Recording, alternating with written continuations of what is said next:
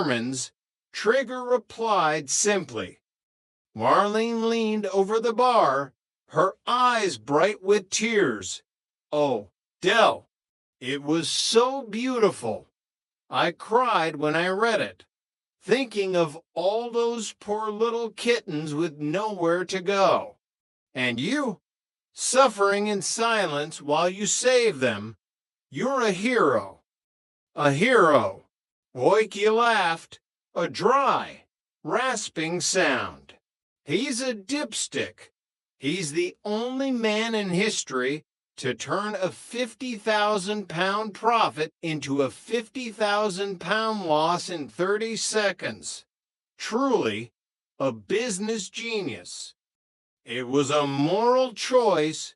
Boyke, Del snapped, finding his voice as the rum began to settle his nerves. I felt that the money would do more good there. I'm a trader, aren't I? I'm used to big figures. 50 grand.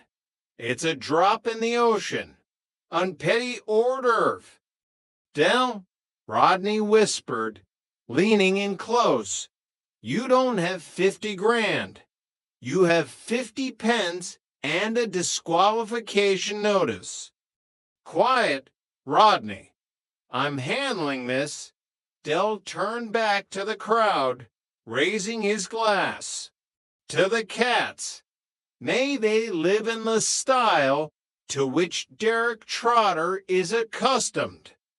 The pub cheered, but underneath the laughter, Del could feel the cold hand of reality tightening its grip. He needed that money back. He needed a plan, and he knew exactly where to start. Rodney, Del said, his eyes narrowing. Get the van ready. We're going on a visit. Where to? The BBC.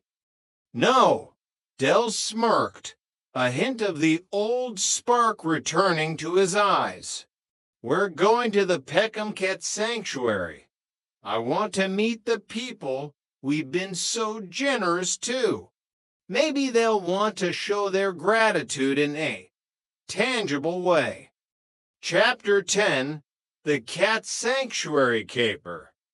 The Peckham-Cat Sanctuary was located in a converted warehouse at the end of a desolate industrial estate. It smelled of sawdust, tuna, and institutional-grade disinfectant.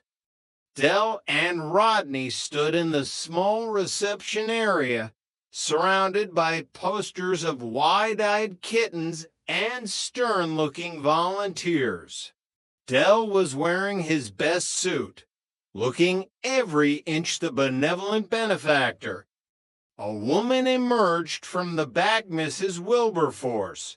She was a tiny, frail-looking woman with silver hair and a wear-upon cardigan that appeared to be made entirely of cat hair. Mr. Trotter, she squeaked, her eyes welling with tears.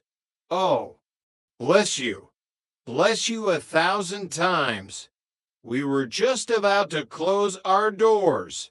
The roof is leaking. The heaters are broken. And then, like an angel from the heavens, you appeared on the television. Del felt a sharp pang of guilt, but he pushed it down. Guilt didn't pay the inland revenue. Think nothing of it, Mrs. Wilberforce. As I always say, he who cares for the feline cares for the divine. It's my motto, my raison d'etre.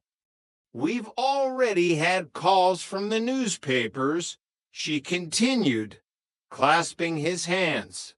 They want to do a ceremony, a giant check.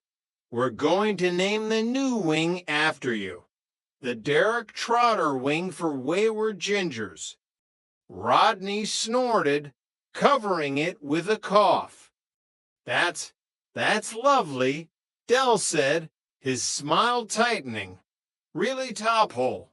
But, you see, Mrs. Wilberforce, there's been a bit of a clerical error on the part of the BBC. Of course, those bureaucrats, always messing things up. Mrs. Wilberforce's smile faltered. An error? Yes, you see, the 50,000. It was actually supposed to be a trust fund, a sort of investment, where I manage the money for you to make sure it grows. You know, a bit of trading here, a bit of arbitrage there. Before you know it, those cats are living in golden baskets. Rodney stared at his brother. He couldn't believe the sheer audacity.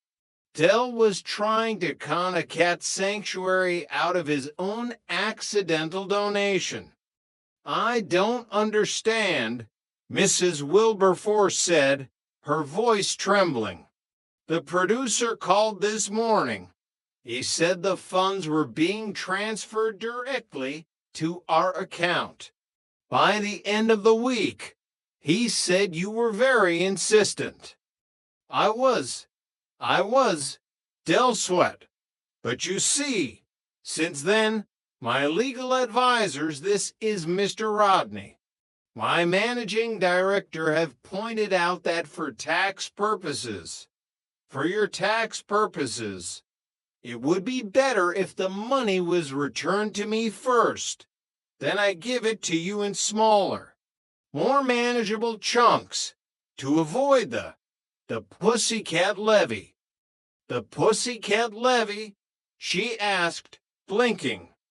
It's a new government tax, Rodney chimed in, deciding that if they were going down, they might as well go down together. Very nasty. Aimed specifically at silver-haired ladies and tabby cats. It's part of the new anti-meow legislation. Mrs. Wilberforce looked from Del to Rodney. For a moment, it looked like she might believe them. Then, her eyes hardened. She reached under the counter and pulled out a heavy, leather-bound ledger. Mr. Trotter, she said, her voice suddenly cold. I may be old, but I am not dippy. I saw the show. I heard you tell them to give it to charity because you don't need the money and you wanted to stick it to Mickey Pierce. Dole's jaw dropped. I didn't say that bit on the air. The producer told me. He said you were quite colorful in your language. Now, if you'll excuse me, I have a delivery of premium kibble to organize. With your money. She turned and marched back into the warehouse, leaving the Trotter brothers standing in the cold and aseptic silence of the reception. Well, Rodney said, stuffed his hands into his pockets. That went well. At least we have the Wayward Ginger's wing to look forward to. Del stared at a poster of a particularly grumpy-looking Persian cat. Shut up, Rodney. Just shut up.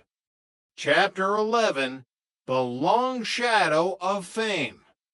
The drive back to Nelson Mandela House in the yellow three-wheeled van was a somber affair.